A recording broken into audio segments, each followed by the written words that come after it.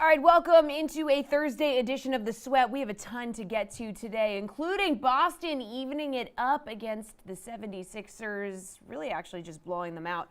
I'm your host, Jesse Cofield. Steve Buchanan is going to be here to put up his bukes today. Will the guys agree with his best bets? Probably not, probably not. Our hockey guys are going to join us to talk about tonight's playoff games, and we're going to grow across the pond with our football guys to talk about the Premier League, where Man City is back atop the table. But like I said, let's start in the association. DraftKings contributor Nick Fryer is here in the flesh sitting with me. DK Nation's Chinmay Veja is joining us as well, and RotoWire's Nick Whalen. The gang's all here. All right, we're going to dive into best bets for tonight in a minute here, but we got to talk about last night's game 2 between the Celtics and Sixers. Boston dominating 121-87. Nick Fryer, obviously newly minted NBA MVP Joel Embiid isn't fully healthy. We know that, okay?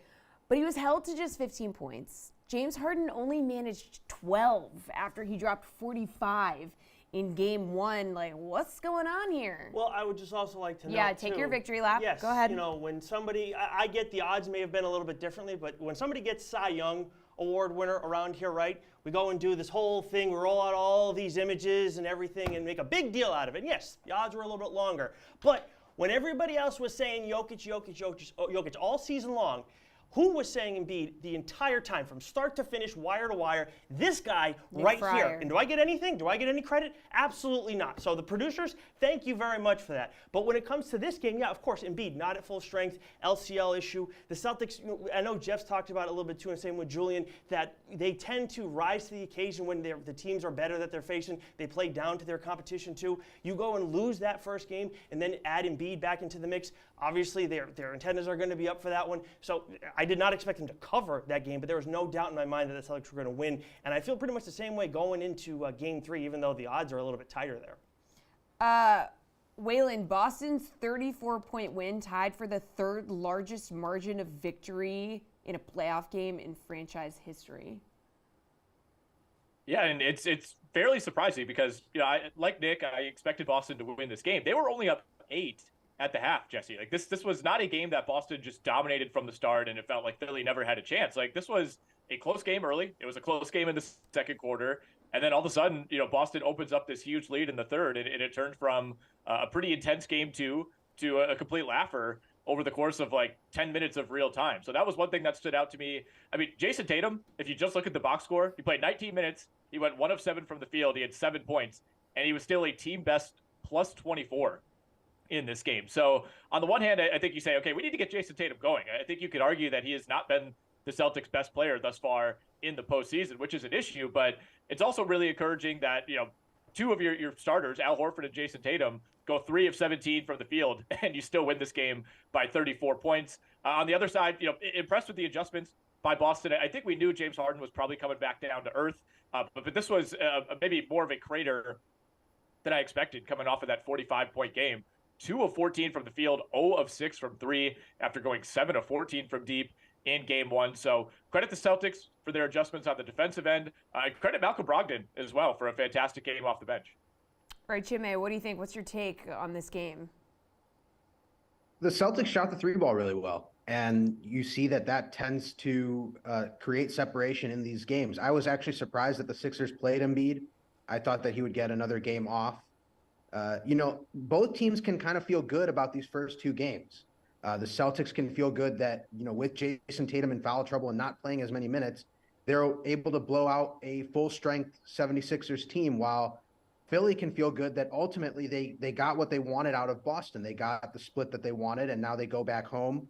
Maybe Embiid had some trouble getting adjusted back to game strength. Maybe the MVP hype kind of got caught up with him. He wanted to come back quickly after winning this award and make a statement on the floor. But we'll see. Game 3 is going to be what ultimately turns this series, in my opinion. If the 76ers can get the job done, then they set up a huge situation in game 4 to potentially take that 3-1 lead, whereas Boston would need to get home court advantage back. So game 3 should be a much closer contest than what we saw in game 2, but credit the Celtics for coming out hard and getting the job done and getting a split that they needed.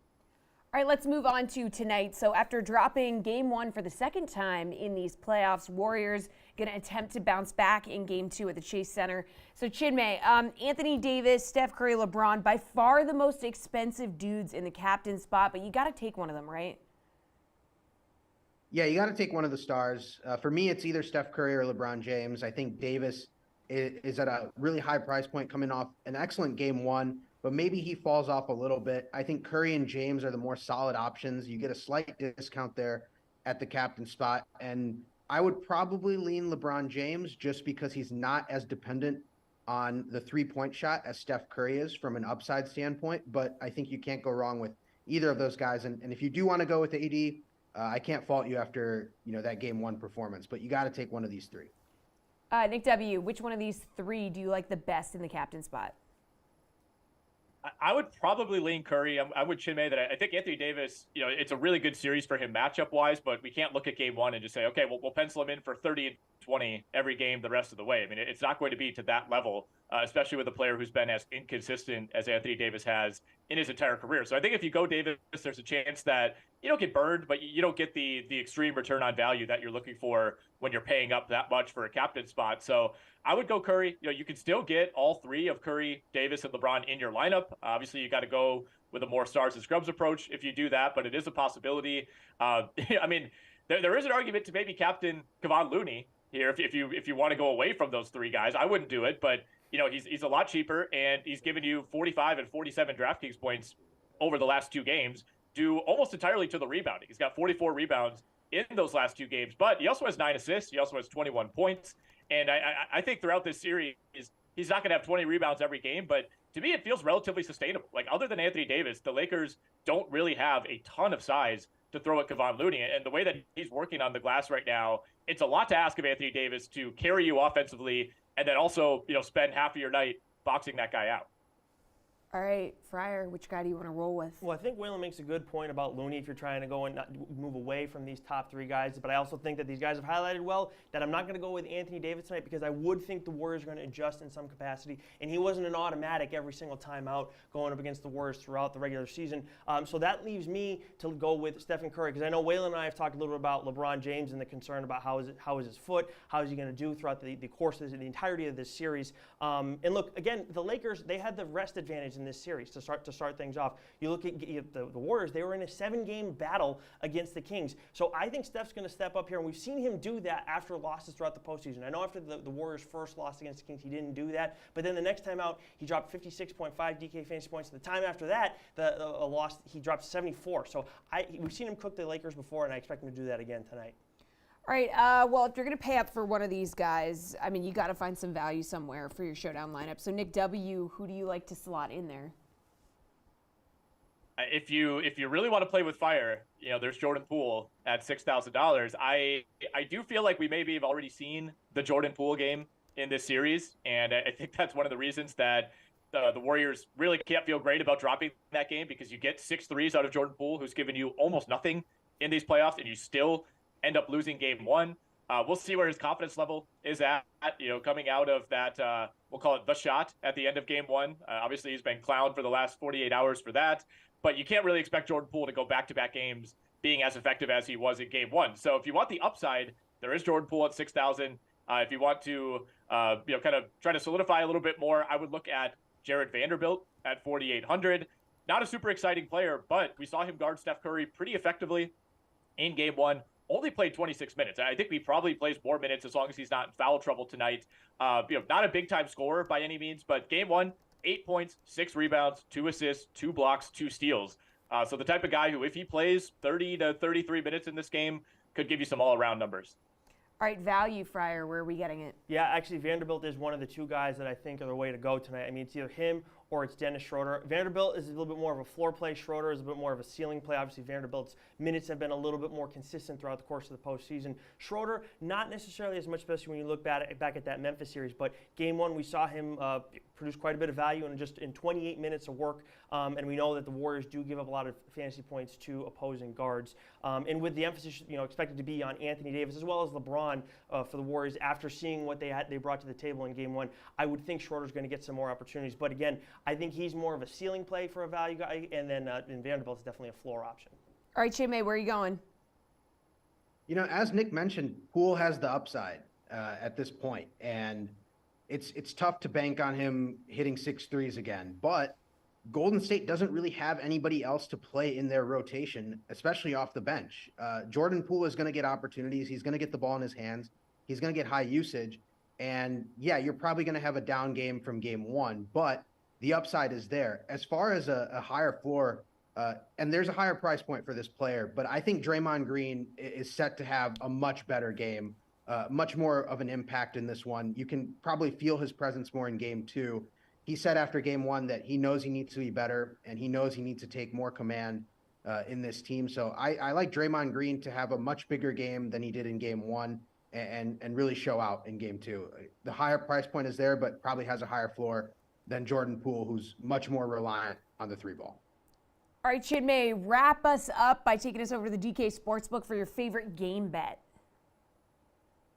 Right now, the line is at 6 on the DK Sportsbook. I don't really like betting whole numbers, so I'll go 6.5 for the Warriors. It comes in at -105. I think Golden State is the more desperate team, and the Warriors recognize that this is not the Kings. This is not a team that has no playoff experience, that is just coming in hungry, trying to make some noise. These are the LA Lakers with LeBron James and Anthony Davis, who have championship experience and are not going to fade as easily as the Kings did in Game 7. So I think Golden State comes out as a desperate team. They badly need this one. They can't go on the road down 2-0. So I think Golden State -6.5 is the play for me. All right, what's the play for you, Nick W? I might just take the Warriors money line here, and obviously you're not getting as much value. 6 is a little too much for me right now. I'd rather play Golden State maybe -2.5 on the first quarter line. We've seen the Lakers start slowly over and over, including in Game 1. I think that is likely to happen again with the Warriors coming out more aggressively. Even Golden State -3.5 on the first half line, I would be interested in, but 6 is a little bit much for me as far as end result. On the player prop side, by the way, LeBron over 5.5 assists. He's gone under like the last few games. It makes no sense. He's averaging like 13 potential assists per game. The Lakers just cannot convert them. He had 4 assists in the first quarter in Game 1 and had 0 the final 3 quarters. Like at some point it's going to come around that the Lakers will start converting those, and getting LeBron at 5.5 assists is just crazy value. All right, what do you think, Nick Fryer? Favorite game bet? Yeah, I mean, I do think that we all think the Warriors are going to win. I do think they're going to cover, but I am with Chinmay that I don't want to go and bet a whole number if I can help it. I'm actually going to go and dip down a little bit and pay for an extra point here, a half point, to go at 5.5. It's at -125 right now. That's where things opened up. The biggest reason for me in that one, the Lakers are 24-31-1 against the spread when playing on 1 day's rest.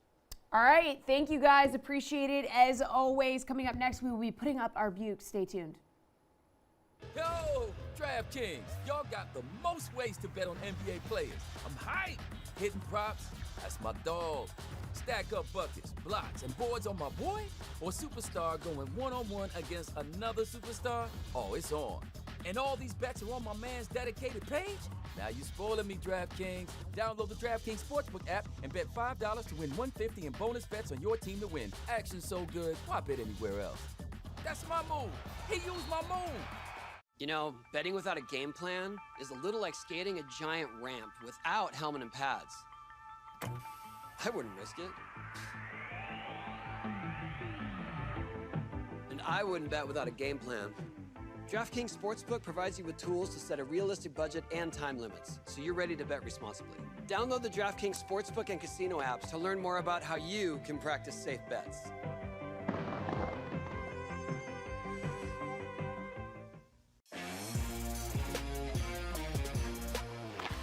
This season, DraftKings Sportsbook is your place to bet on the greatest sport on ice. There's so many ways to get closer to the game.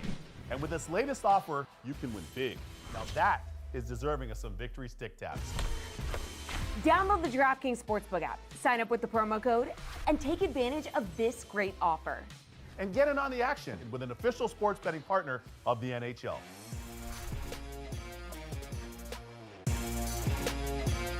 With DraftKings Daily Fantasy Sports, you can play for millions with a lineup full of big NBA stars. Maybe you throw in a three-point specialist that's been around the league, seen a thing or two. You know, if you want. Download DraftKings and play for your share of millions. Action's so good, why play NBA anywhere else?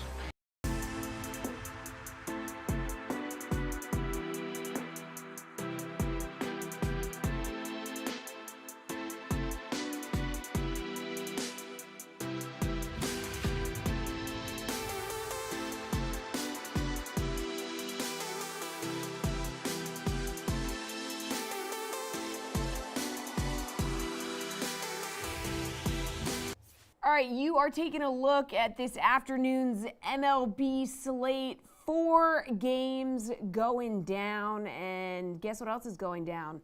It is going to be Steve Buchanan possibly knocking out Garion Thorne and DK content creator Tanner Kern, because it's time. It is time. And Tanner, I'm so sorry, this is like trial by fire here, for Put Up Your Bukes. So Steve is going to give his best bet for each of those games on this afternoon's slate and then this whole evening game. And you guys are going to agree or disagree with him. And Steve, you know, how can I put this? Steve, I'm going to put this diplomatically. He doesn't hold his punches, you know? So, like, Tanner, I hope you don't get offended easily. So, Steve, first up, we've got the second in NL Central Milwaukee at last place in NL West Colorado at 310. So, what is your best bet in this one? Yeah, let's go with something that's been a moneymaker now for feels like almost a week straight. And it's CJ Cron going over 1.5 total bases at -115 this afternoon. He is on a 5-game hitting streak coming into this game. But not only that, he just wins that bet with us with one swing of the bat in 4 straight games. He has a double in 4 straight games. That's all we need to get over 1.5 bases here, going up against Wade Miley. And, you know, to be fair, Wade Miley's actually been pretty darn good so far for the Milwaukee Brewers, which is not something you can say for the rest of the team. But at least looking at CJ Cron at home at Coors Field against left-handed pitching, 391 WOBA, 124 WRC plus at Coors Field. So I think this is a great spot for CJ Cron. Look at the line's already moving. I said 115, it's at -120. Everybody's already taken the advice. CJ Cron over 1.5 bases this afternoon. All right, Garion, what say you? Well, as we know, and just to remind Tanner, we never agree with Steve on this segment. So I'm going to take this in another direction. I'm going to take the under in this game. I just think this number is too big. I know it's Coors Field. I understand that. But these are 2 fundamentally bad lineups. Over the last 2 weeks, the Brewers have a 70 WRC plus. That is the worst mark in the National League. Colorado, unsurprisingly, a 79 WRC plus in that same span of time. That is the 23rd lowest mark in all of baseball. Sure, one of these 2 teams might score a couple runs today because of the altitude, but I don't think both are suddenly going to be offensive dynamos. And Steve mentioned it, Wade Miley, though the ERA estimators don't love Miley as much as his surface numbers do, Miley's still allowed 2 earned runs or fewer in 4 of his 5 starts so far this season. He's been perfectly fine. Maybe we get 9 or 10 runs in this game. That's possible. But again, 2 bad lineups. I don't think we get to 12. All right, Tanner, you know the rules. What's up, man? Putting up your bukes? So I'm going to disagree with Steve here because I have to, quite frankly. Wade Miley's been fantastic. He's going to shut down CJ Cron. And when I play an over total bases, I want plus money for over 1.5. So I would stay away from that in general. 1.86 ERA for him, 1.0 whip, and opponents are batting just 196 off him when he's pitching on the road. Balls don't break as much at Coors Field, but still, I'm going to ride with the Brewers to get the job here on the money line. Little juiced, but it's worth playing. I don't think they get swept by the Rockies, especially with Connor Siebold on the mound. This will quickly turn into a bullpen game, and that's one that the Brewers are going to win. All right, Tanner getting on board easily here. Okay, Steve. So then we have somewhat struggling Seattle. I'm sorry. At even more struggling Oakland. I don't know if you can even call Oakland struggling at this point. I don't know what to call that. What do we think, Steve? Yeah, par for the course for Oakland. I think they're actually playing up to their full potential at this point.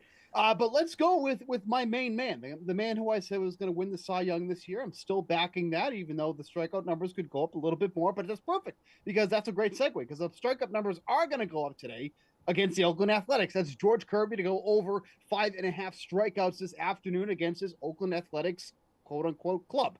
Oakland has the highest K rate in the league against right-handed pitching at this point in time, 26.6%.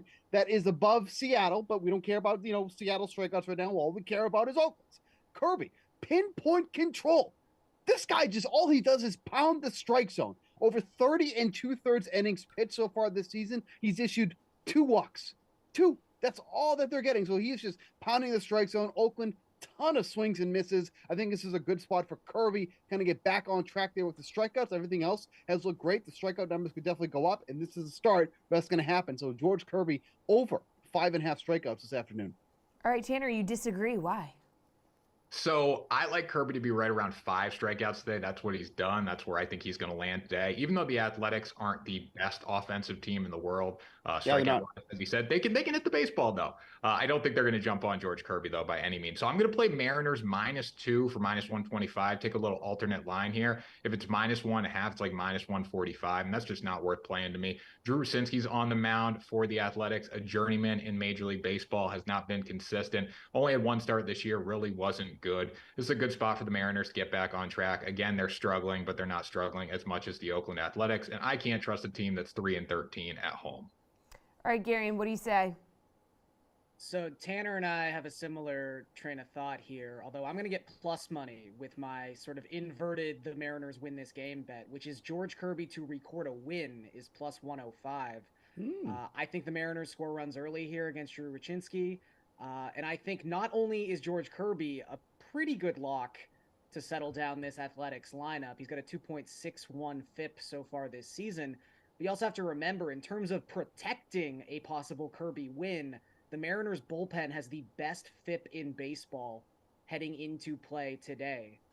They're a pretty good bet to save and hold a possible Kirby lead. So I think the Mariners, and more specifically Kirby, to win at plus 105 is a pretty good bet against a team that is 6-25 in 2023. All right, Steve, battle of the NL East between the fighting Ronald Acuñas and Miami. What do we think? 2 things that don't get enough love right now. I think it's Jesse with a headband on. I think that actually works really well. Oh, my God. What? And the Braves in this game. We're getting too much respect, I think, to Jesus Luzardo. And this game total just feels a little too small for me here, because if you're looking at the numbers here at 8.5 for this game total, that feels a little bit light for me, especially when you take into account how good the Braves have been mashing, especially against lefties. 386 WOBA on the year, 139 WRC plus. They're second in runs scored against lefties, only trailing the Orioles, who also are mashing. They should go get all over Jordan Lyles this afternoon. There's a little tidbit for you too as well. But then Dylan Dodd going for Atlanta as well. Hasn't really found much success since being called up to AAA and then at the major league level as well. Haven't really seen his AA and single A numbers translate to those higher levels. So I feel like 8.5 runs is just a little too low here. I think the Braves get to Jesus Luzardo early. Dodd, I don't think he's going to be in this game much either. So if that's in mind, getting this game to 9 runs, I feel like that's very obtainable. Minus 110. Give me the over in this one. All right, Gary, and why do you like the under? Don't like the under. I won't agree with Steve here. I'll just tweak his bet slightly. Okay.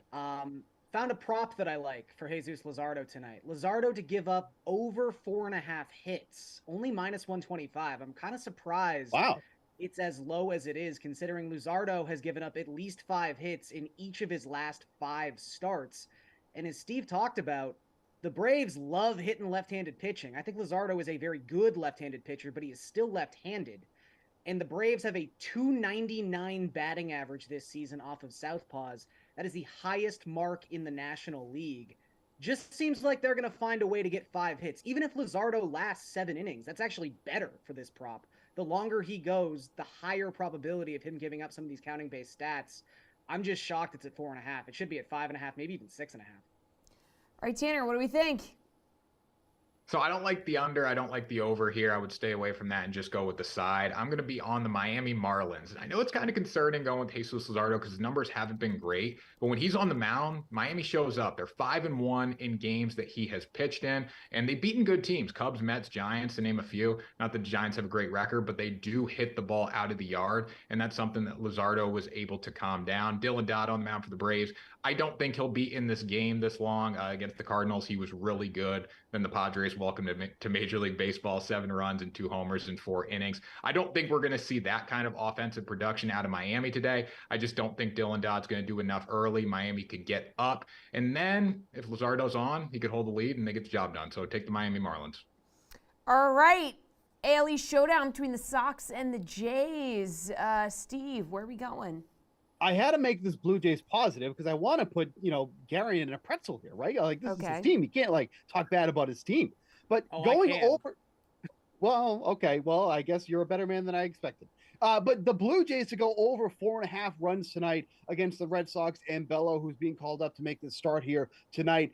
I haven't been impressed with Bello at all. And this Blue Jays offense, at least as of late, starting to kind of feel like it's coming together for guys not named Matt Chapman. We saw Vlad hit an absolute bomb the other night. Bo Bichette rounding the bases with his flowing hair would look great at Fenway Park for 81 games every single year. We'll talk about that in a couple of years. But I love...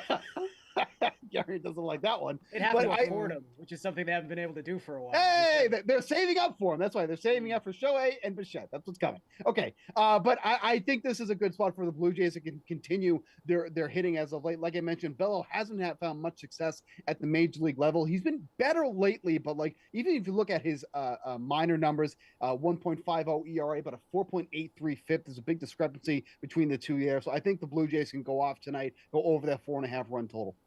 Tanner, what do you think?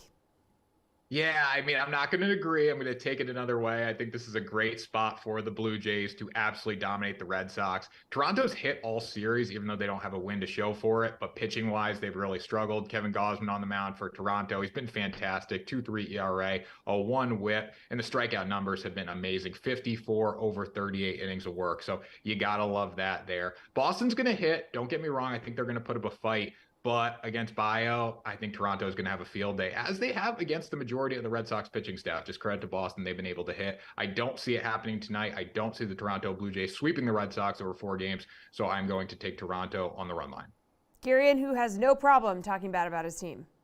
Well, they've stunk this week. I'll just say that. But I really liked the under for this game. It was at 9.5 last night. That has now moved to 8.5, which I am not as thrilled about. Should have... read the DK playbook last night when I posted that bet. I'm going to take a slightly different version of that, though, and take the under 4.5 for the first 5. Mainly, this is Kevin Gausman based. Gausman coming into this game, 14 consecutive scoreless innings. 4 of his 6 starts this season, he actually hasn't allowed an earned run. He's one of the best pitchers in the American League. He just doesn't get talked about like that all the time. 2.33 ERA, 2.38 FIP. 35% strikeout rate so far this season. And I think Bayo's fine. I mean, I think the thing with his stats this season, you have to remember, the one bad start he had was that stupid start on Patriots Day. Stop starting games at 11 a.m. No one likes it but you weirdos in Boston. And I don't think the pitchers appreciate it either, because everyone seems to hate it. I'm going to throw that one out. He looked good in his last start against the Guardians. He had a sub-3 FIP last season in 13 appearances. I think Bayo's perfectly fine. He's good enough to keep this game relatively low scoring across the first 5 innings. All right, good stuff, guys. Tanner, great job in your first segment of Put Up Your Bukes. We are moving on to NHL playoffs next. Sounds good. Great. Yo, DraftKings, y'all got the most ways to bet on NBA players. I'm hyped. Hitting props, that's my dog. Stack up buckets, blocks, and boards on my boy? Or superstar going one-on-one against another superstar? Oh, it's on. And all these bets are on my man's dedicated page? Now you spoiling me, DraftKings. Download the DraftKings Sportsbook app and bet $5 to win $150 in bonus bets on your team to win. Action so good, why bet anywhere else? That's my move. He used my move. Betting without a game plan is a little like skating a giant ramp without helmet and pads. I wouldn't risk it. And I wouldn't bet without a game plan. DraftKings Sportsbook provides you with tools to set a realistic budget and time limits, so you're ready to bet responsibly. Download the DraftKings Sportsbook and Casino apps to learn more about how you can practice safe bets.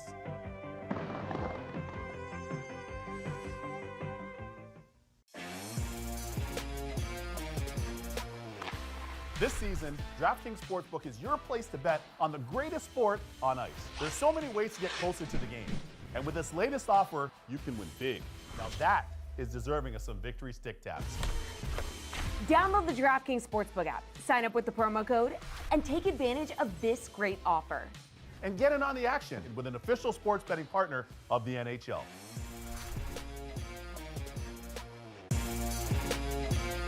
With DraftKings Daily Fantasy Sports, you can play for millions with a lineup full of big NBA stars. Maybe you throw in a three-point specialist that's been around the league, seen a thing or two. You know, if you want. Download DraftKings and play for your share of millions. Action's so good, why play NBA anywhere else? All right, 2 NHL playoff games on tonight's slate. Let's welcome in our panel, DraftKings contributor Jeff Ulrich, RotoWire's AJ Scholes, and NHL.com's Pete Jensen. So let's talk about what went down last night. Golden Knights, 3 third-period goals outlast Leon Draisaitl's 4 goals. Carolina cruising to a 5-1 win. Looking at last night, Jeff, what stood out most in those game ones? I mean, to me, as an Oilers fan, the biggest thing that stood out is that, Stuart Skinner, the Oilers may have to make a change here. This has been 2 series in a row. His save percentage is well under .900. Oilers fans love him. He's had a great year, but I mean, this is a rookie who has not played very much in the NHL. This is going to be a shootout all series, but if Laurent Brossoit is going to play average or just slightly above average, it's going to be tough to beat them with below average goaltending. I would not be shocked to see the Oilers make a move to Jack Campbell at some point soon, potentially game 2. I don't know about that. They seem to want to stick with Skinner, but that stood out to me the most. The Oilers can create offense at will, but the Golden Knights are not necessarily, they're a top tier team. They have to get some kind of goaltending to win this series. So that stood out to me the biggest in the Oilers. I think the Jersey series was simply a young team just a little bit overwhelmed after a big win. I think the Devils will bounce back, but I wasn't necessarily shocked to see the Carolina Hurricanes win that game big. Well, AJ, you were not shocked to see Schmid get replaced there. I was not, and I guess I burned Paul so bad on Twitter he couldn't even show up today. So, yeah, I mean, I really I did think we'd see Schmid come back to earth. I agree with Jeff. I think a goalie change. Edmonton doesn't even need good goaltending. They need average goaltending, and they're not getting it. Jeff's 100% right on that. I do think, we're seeing a more vintage version of Freddie Anderson. I like that they put him back in there. 1 goal allowed in each of his last two games. So I want to see more. I do expect a bit of a bounce back from New Jersey in the next one, but I'm not sure it'll be enough. This is a really good, really deep Hurricane squad. Pete, what did you think of those game ones? I think it was a reminder that the Hurricanes are probably the most seasoned team of the 4 remaining teams in the Eastern Conference. And when you look back at their pedigree from the past decade, right, they've been the team winning rounds almost every year or multiple rounds, where the other teams have really struggled to get to the playoffs or to get out of the first round in general. So, yeah, that's a little reminder. And then out west, Mark Stone has made one of the biggest individual impacts of any player that I could have envisioned this postseason, because I didn't even know that he was going to return prior to game 1 against the Jets in the first round. Then he comes back. They win that series in 5, and now he's up to 10 points in 6 games after another multi-point effort. So to me, I underestimated the Golden Knights coming into the playoffs. I continue to warm up to them. I still like the Oilers in the series, but who's more valuable to his team across the league than Mark Stone? This guy's cold-blooded when it comes to the playoffs. All right, guys. Well, the Panthers doubled up the Maple Leafs in game 1 with a 4-2 victory. What is your best DFS play for game 2, AJ?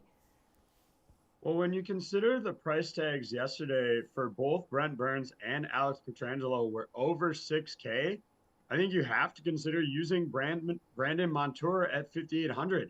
It's a steal by comparison. Yes, he's still the most expensive defenseman on the slate tonight, but I think he's still worth it when you consider he's cheaper than that. On the other side, I think Ryan O'Reilly, while he may be stuck in a 4-game goal drought, he's still averaging over in the postseason. And you compare him to the rest of his Leafs teammates, he's going to offer you a pretty nice discount there. You can get a share of some of their offensive production as well. So I think on the back line, you go with Montour. In one of your forwards, center or your utility spot, you consider Ryan O'Reilly. Pete, what do you think? What's the play? I'm definitely acknowledging that the Leafs have bounce back potential in game 2, and the odds reflect that as well for the betting price. But I would ride the hot hand with Sam Bennett. I love what he's done since coming back from injury. He plays with Matthew Tkachuk, who, by the way, is a legitimate Conn Smythe Trophy candidate. Where we stand, top 5, maybe even you could make a case he's been more valuable individually than either of those Edmonton guys just because they're a dynamic duo. But Sam Bennett, 7 points and 24 shots on goal in 7 games with that great exposure. I would continue to go with what's working right now for Florida. Jeff, DFS playing this one. Yeah, I mean, I think Sam Bennett is a great value, and I would include him in any kind of stack you're doing there as well, playing alongside Matthew Tkachuk, who's just creating a ton of offense. In terms of value to their team, he'd be right up there with Stone. But I like attacking with the Toronto power play here. The Panthers have not been good on the penalty kill. They haven't been good in the regular season. They haven't really been good in the playoffs either. Toronto has the second best power play in the regular season. It should start to pick up a little bit. They're not performing terribly in the playoffs so far, but Morgan Rielly, John Tavares, get Austin Matthews in there. I think if the Leafs win this game, they're probably going to score a couple power play points or goals, excuse me. And I think that just loading up on their first power play unit makes a ton of sense. You can still get exposure to guys like Bennett on the other side of the game. Montour, I agree. Both of the defensemen in this game are kind of where you want to go. I would load up there if possible. But I really like the Toronto power play first unit. I think that, again, if they win tonight, that's going to be a big story. Okay, so game 1 between the Stars and Kraken. High-scoring thriller. Joe Pavelski, 4 goals for the Stars. Kraken ultimately get the win in overtime. Pete, where are you going for your best DFS play in this one? I'll go with the special teams of the Dallas Stars. I expect a response here. One guy who just plays in all situations for them, especially on the first power play, Miro Heiskanen, 7 assists in 7 games this postseason. I just expect he's still due for a goal, none on 15 shots. This is a guy that has produced in the past for them during their run to the Cup final in 2020. He had nearly a point per game as a defenseman, which is really impressive. And then, of course, you have that exposure to the Dallas top liners, including Joe Pavelski, who just came back from injury and dropped 4 goals in a really big effort despite the loss. I expect Dallas to bounce back and Heiskanen to be a big part of it. All right, Jeff, what do you think? Best DFS play? Yeah, I mean, look, it's tough to get exposure to both Toronto's top line and Dallas's, but I mean, at the very least, I think you got to roster Rupe Hintz here. I mean, he's just such a dominant player. Pete's talking about guys who play in all situations.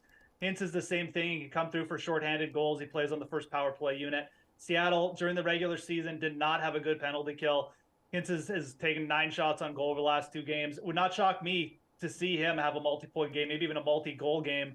But on the other side as well, I would be careful stacking too many Kraken players here. But, I mean, Oliver Bjorkstrom at 4,300, just way too cheap. So really good value still on Seattle, who just continues to get underrated everywhere it looks like. But Hintz is my favorite play from this game by far. AJ, who you rolling with? Well, I think you consider sticking with Pavelski. Do I expect him to get 4 goals? Absolutely not. But I think he should still get some production. And he's only 5,600 here. It's a relatively discounted price tag for a guy that is coming off a huge game. On the other side, I think Oliver Bjorkstrand is probably the best option for among the Kraken. 4,300 is his price tag. They've been spreading the goals around. There's no real leader in the postseason for them, but Bjorkstrand does have 3 goals in his last 2 games. Again, he's really discounted compared to some of the top pricey guys. Good stuff. Thank you, guys. All right. I caught up with Jess Smetana yesterday, and we talked all things F1, and then we also talked about how she thought her Steelers made out in the NFL draft. Take a look. All right, everybody. Jess Smetana is joining me now from Florida, where it's very chilly in your studio. We were talking about that just a minute ago. Yeah. Ooh. My hands. Get the space heater going under there. My nose is red. I have frostbite. I feel like I'm on man. the sideline at a Minnesota Vikings game right now. Yeah, the trials and tribulations of being like the only females in the office.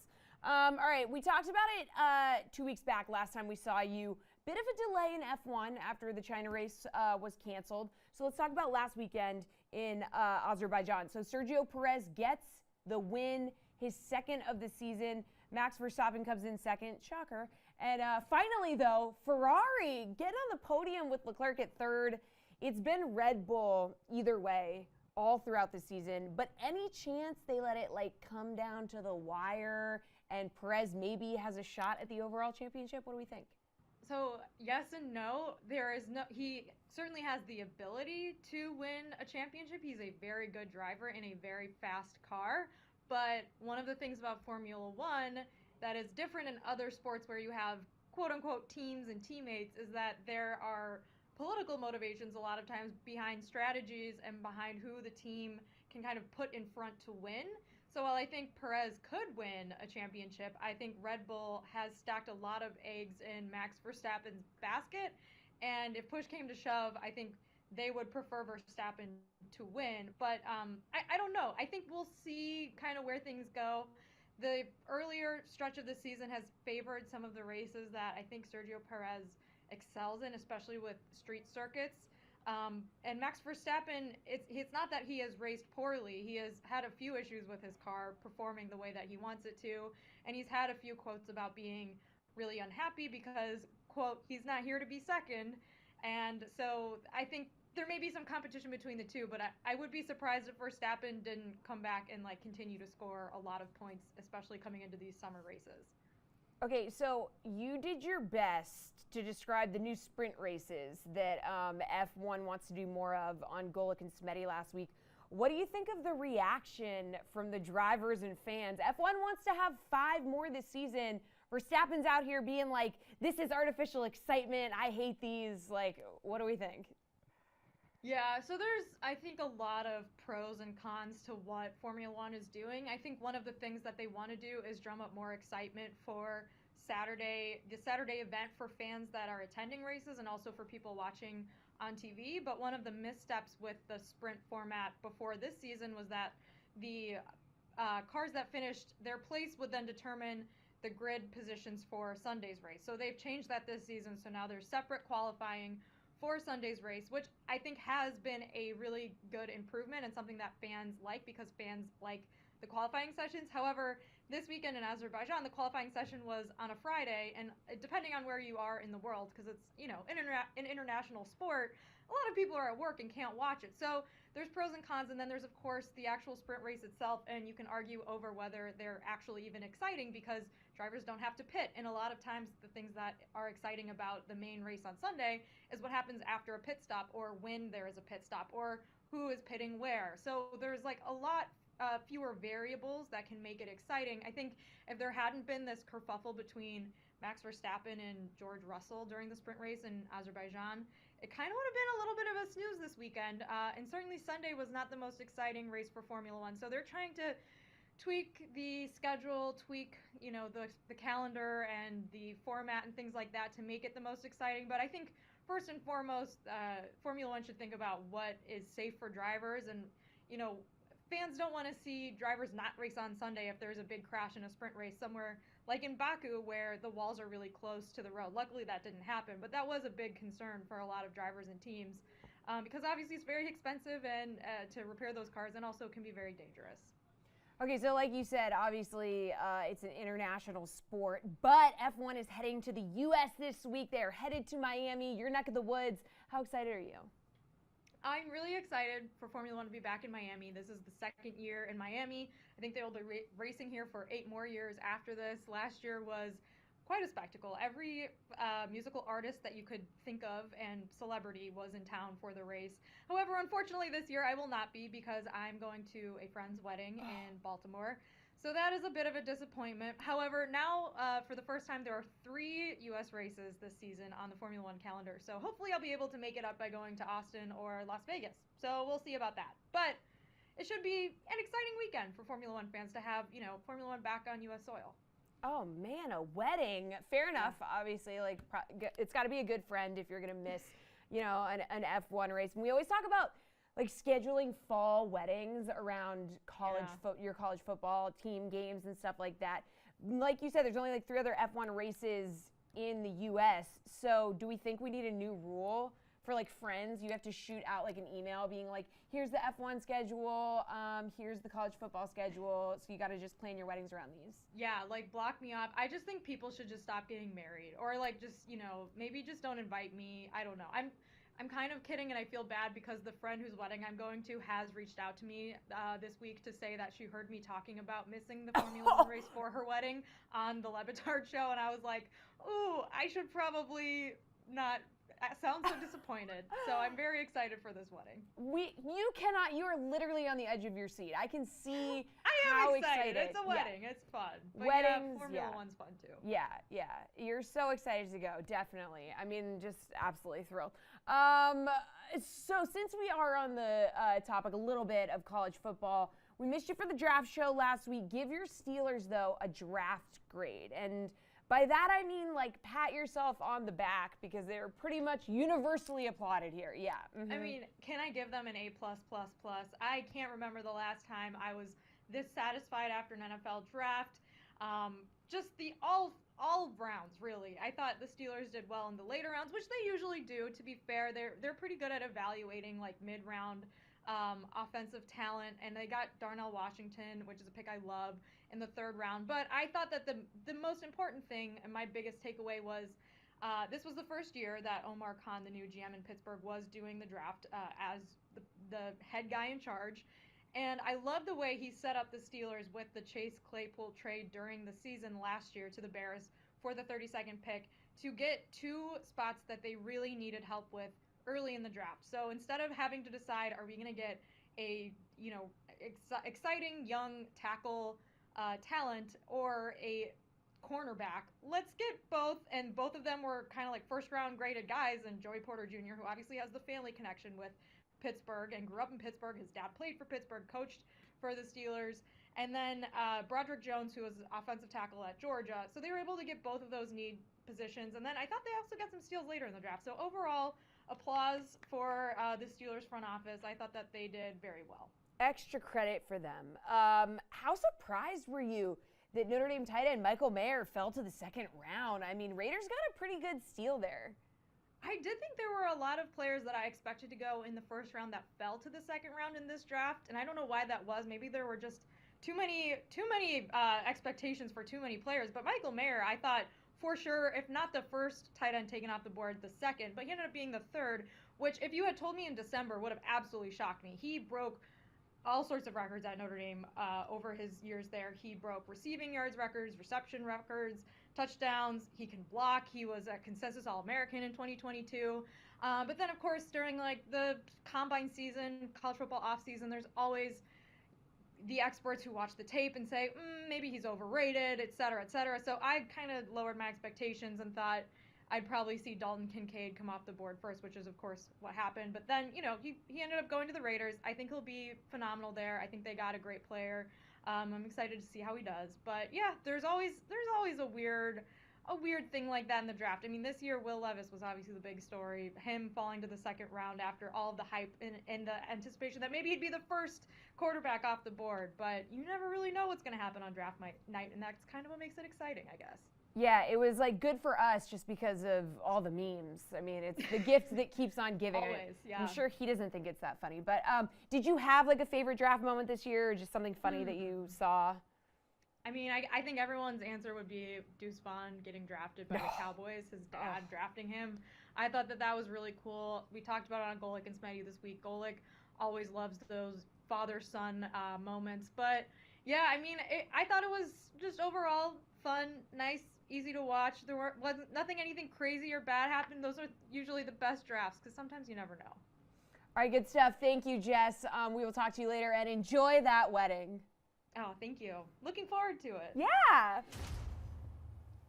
All right, final block of the day. We have DK Nation's Chinmay Vaja and RotoWire's AJ Scholes here to talk EPL match day. Guys, let's take a look at this weekend's action. So, Newcastle, Arsenal facing off in the match of the weekend, right? Both teams hoping to catch Man City at the top of the table. Chinmay, what is the play in this one? Well, it's been a really tough few weeks for Arsenal, and they have not looked good, admittedly, for most of that stretch. However, they did come back to beat Chelsea in what was a nice bounce-back game. I like Arsenal in this one, plus 175. I think you're getting good value, but I can be talked into the draw at plus 270. I think Newcastle have started to put balls in the back of the net over the last few games. Granted, the opposition has not been up to the caliber of Arsenal.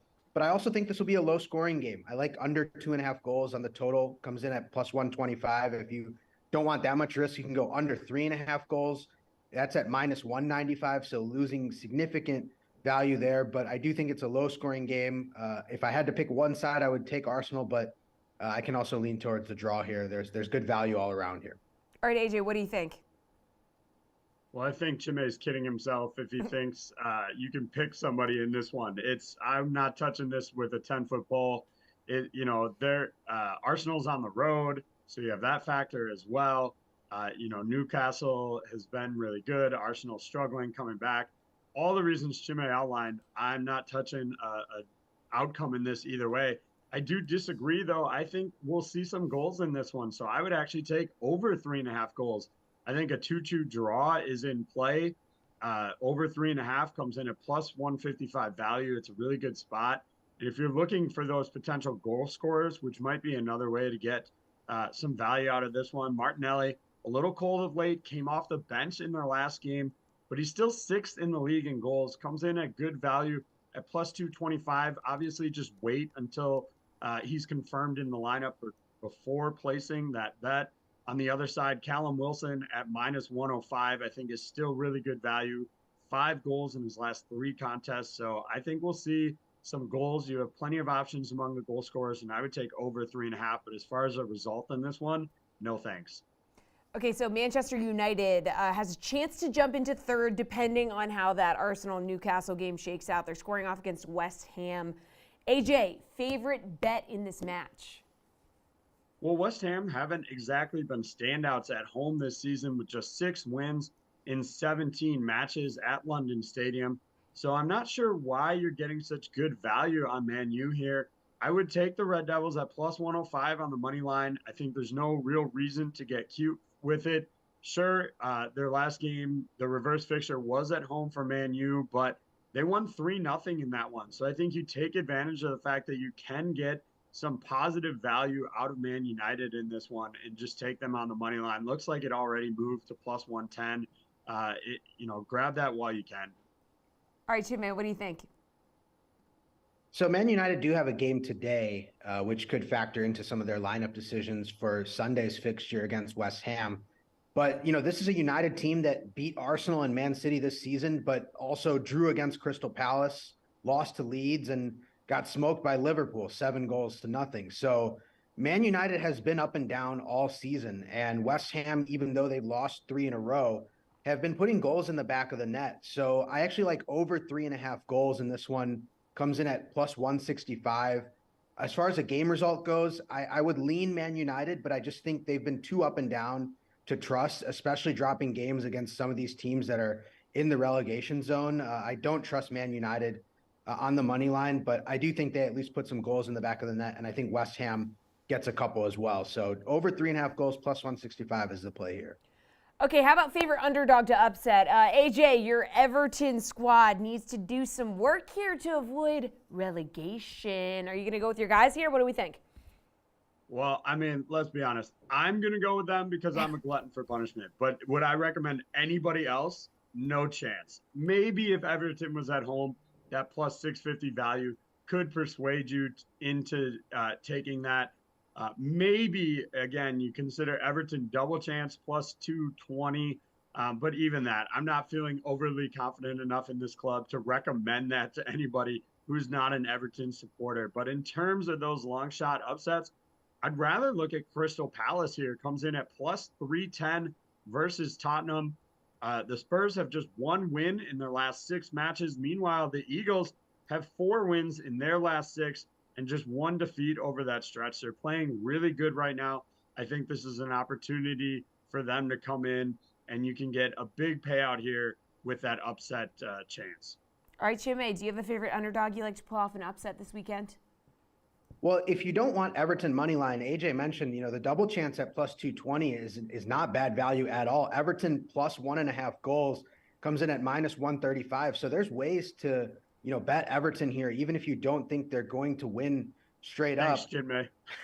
I am trying to give AJ some confidence here. So nice. But I'm going to go with Bournemouth over Chelsea, plus 255 for Bournemouth. Chelsea are suddenly in talks of potentially being relegated. I know there's some long shot scenarios for the Blues to actually go down, but they have not looked good at all. And I'm back on the fade Chelsea wagon here. So give me Bournemouth on the money line against the Blues. Chelsea have looked really bad and are in a bit of a rut right now. I'll take Bournemouth, even though they haven't been good either. This is a battle of two teams that are just trying to see this season out. All right, guys, super fast because we're running out of time. Chinmay, what is your sweaty boot pick? I'll take Aston Villa on the money line at plus 150 as my sweaty boot pick. Villa have been good this season, and I think they keep this rolling. AJ, what do you think? I'm going to go to goal scorer Erling Haaland. You won't get enough value out of a single goal, but to score 2 or more comes in at plus 110. They should crush Leeds in this game. All right, good stuff, guys. Thank you so much. That is a show. We will be back tomorrow morning at 11 a.m. Eastern Time. See you then.